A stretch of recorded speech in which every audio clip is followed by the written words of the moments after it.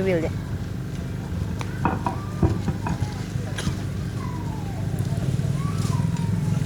Tinggal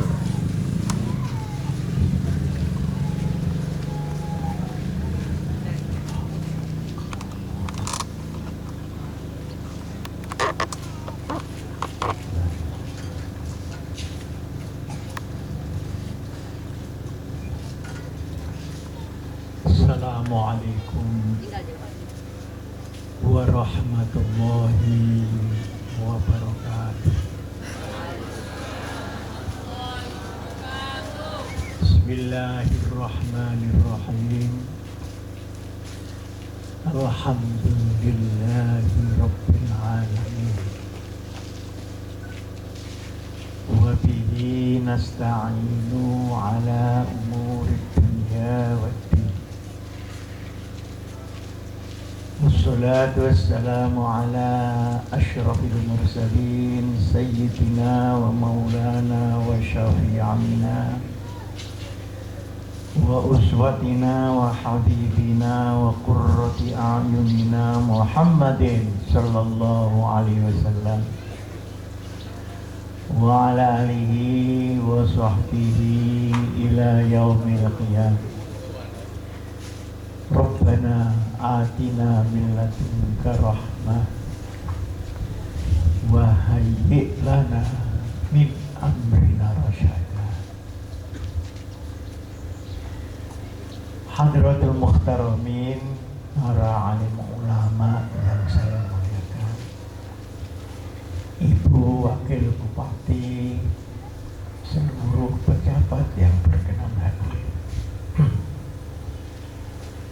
yang terhormat Ustaz Budi Nur Hamid, sekeluarga, para santri, keluarga besar Pondok Pesantren Nurul Jannah, hadirin hadirat yang berbahagia.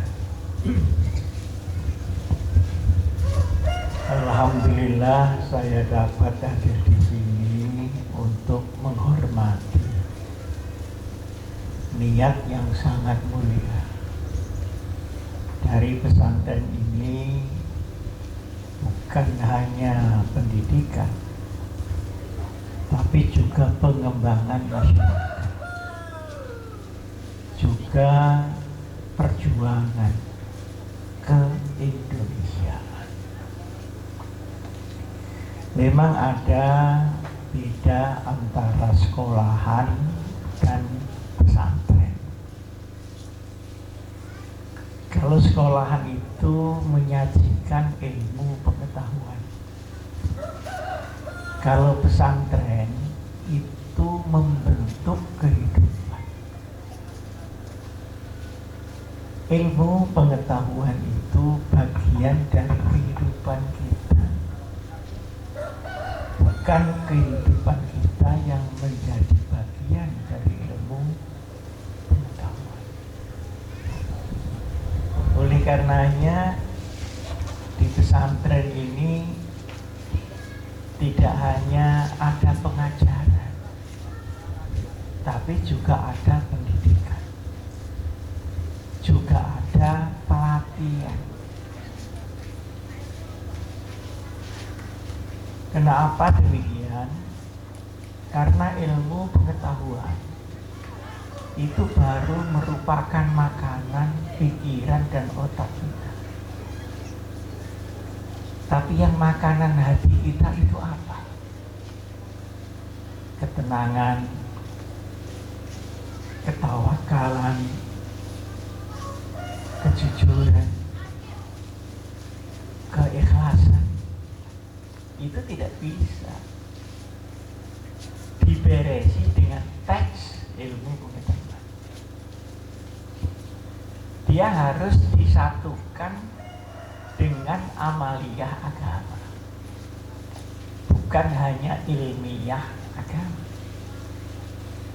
Agama baru bisa terasa kalau diamalkan. Orang diajari ilmunya sholat, itu belum merasakan sholat, baru mendengar berita tentang sholat. Kalau sudah diamalkan, baru ada rasa keagamaan. Rasa keagamaan ini akan berlanjut dengan perbaikan tingkah laku. Nah, tingkah laku itu kalau sudah jadi, namanya akhlak atau budi pekerti. Bukan budi Nur Hamid, nah, budi pekerti. Oleh karenanya pesantren itu selain dia diajari ilmu, sekolah dasar, menengah, atas, dia harus diisi hatinya. Dia harus disambungkan dengan Sang Pencipta.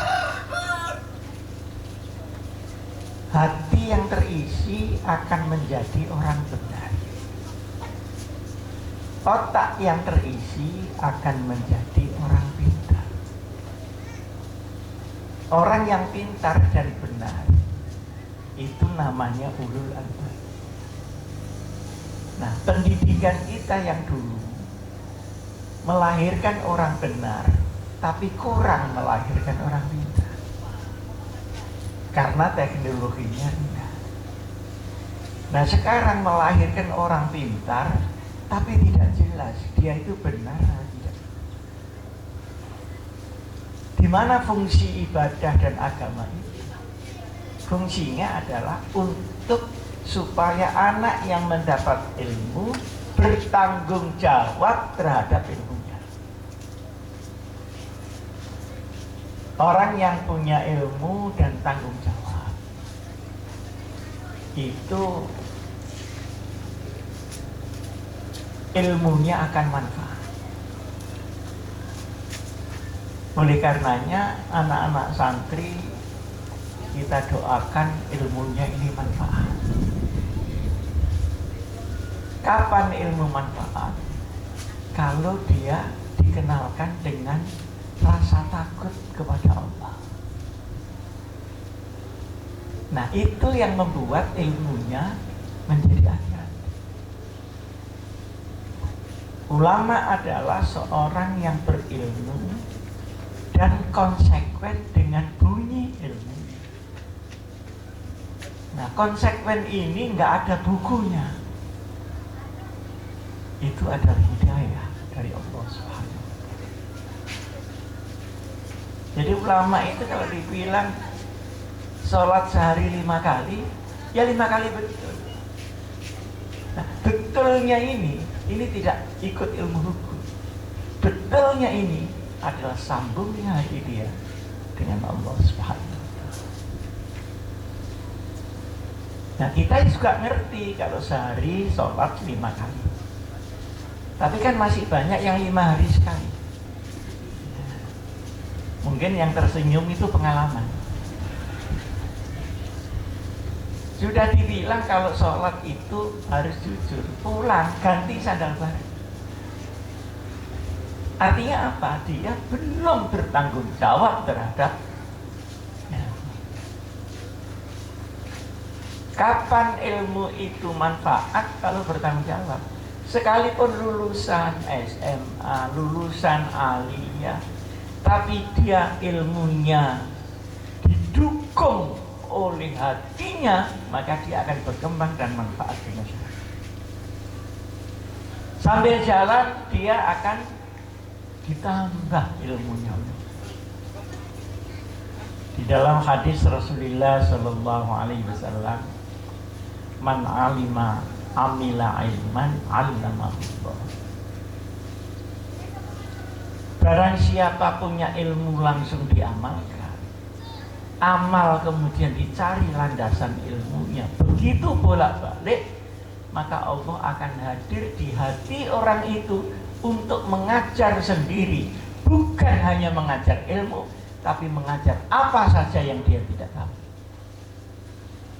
Bukan hanya 'allama bil qalam, tapi 'allamal insana ma lam ya. Kita lihat ibu-ibu kita kadang tidak sekolah, Tapi beliau bisa memberitahu, anakku yang doktor, yang profesor, jangan begitu, itu salah, begini yang benar. Dari mana ilmu itu? Jadi kecerdasan itu tidak hanya pada otak. Kecerdasan juga harus didukung oleh hati, karena kalau hatinya orang itu goncang, maka kecerdasannya juga akan terbang. Saya punya teman dokter, Pak. Dokter sudah paling tinggi. Pinter. Tapi kalau pulang dimarahi istrinya, itu bisa goblok mendadak. Seperti dia tidak pernah sekolah. Karena apa? Ada kegoncangan di dalam. Maka ilmu itu belum selesai. Siapa yang mengendalikan ilmu itu? Hidayah Allah. Atau dibiarkan lepas, atau nafsunya dia yang mengendalikan.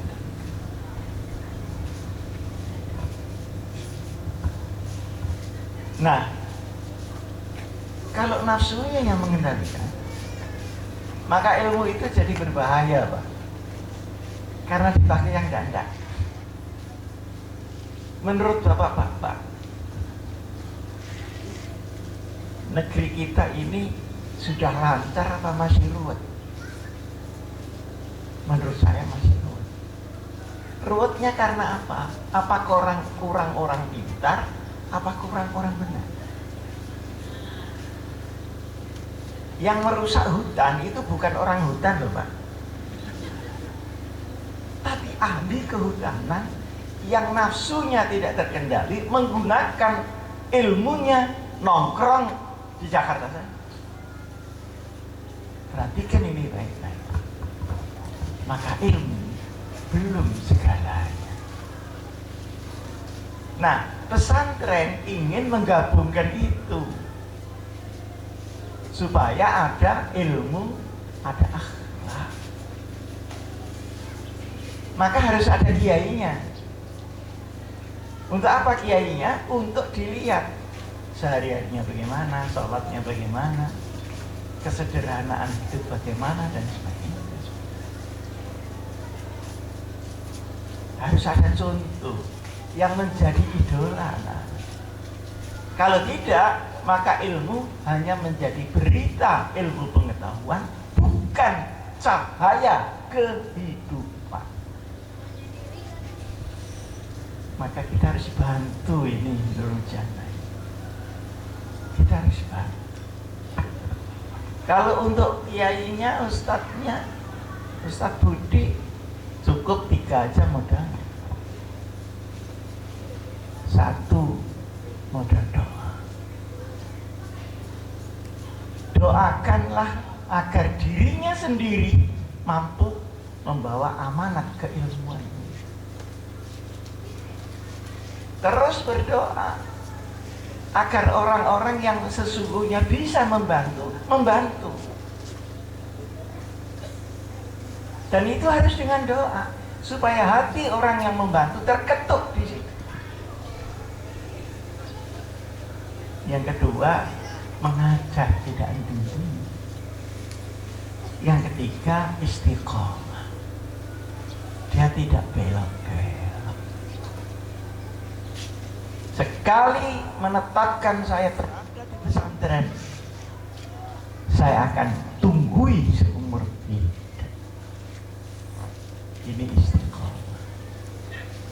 Insya Allah dengan cara begitu yang lain-lain juga terketuk hatinya untuk membantu. Ustadz Budi tidak mungkin cari uang ke sana kemari, karena kalau cari uang kadang ngajar. Tapi percayalah, dengan doa, mengajar yang sungguh-sungguh ikhlas, dengan istiqomah, Allah akan menolong berupa tertariknya masyarakat sekitar untuk ikut membantu. Saya gembira tadi mendengar Ibu Wakil Bupati sudah ada niat untuk membantu. Mudah-mudahan hasil, Allahumma. Dan mudah-mudahan didukung oleh DPRD-nya. Dan kalau ngasih anggaran jangan sedikit banget lah, yang pantas gitu. Supaya kemauan eksekutif itu didukung oleh legislatif. Membikin jalan penting, jalan raya, jalan aspal, tapi jalan hidup juga penting. Siapa bilang kalau jalan hidup lebih rendah daripada jalan aspal? Karena aspal itu bisa dibentuk dengan akhlak, tapi akhlak belum tentu dibentuk dengan aspal. Dua-duanya harus jalan. Oleh karenanya, ya tahun ini dibantu sedikit, besok dibantu banyak, besok lagi dibantu lebih banyak. Nah, posisi pesantren ini dengan sekolah juga beda di dalam nasionalisme.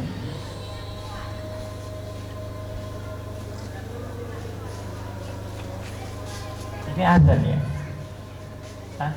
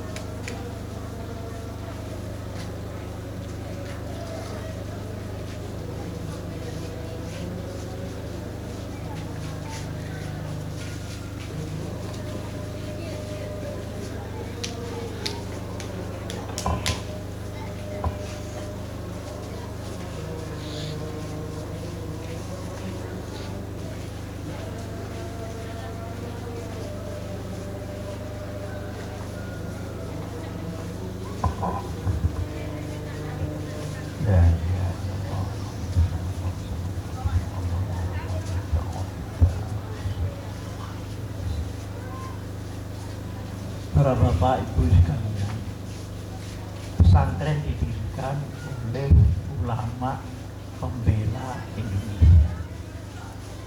Jadi konsep awalnya memang sudah konsep nasionalisme Islam. Beliau-beliau yang mendirikan pesantren adalah pahlawan-pahlawan bangsa, bukan hanya pahlawan agama.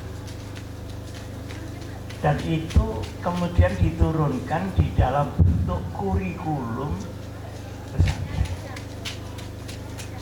Maka pesantren ini kalau digabungkan antara Indonesia dan agama itu klop karena sudah disetel sejak awalnya.